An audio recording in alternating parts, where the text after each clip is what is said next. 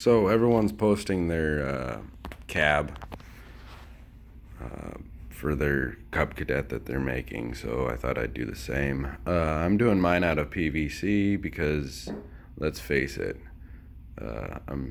it's super cheap, and I think I can make it structurally strong. I'm gonna do vinyl as the clear, but yeah, pretty much just going back and forth trying to hum-ha to hit this thing pretty decent. For the door, I think I really want to do a suicide door, but I'm not really sure if I'm going to do a suicide door or the other way.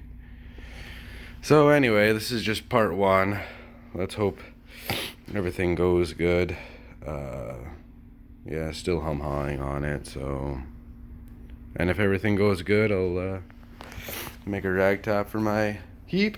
Anyway, alright, well, talk to you later. Like always, jack of all trades, master of none.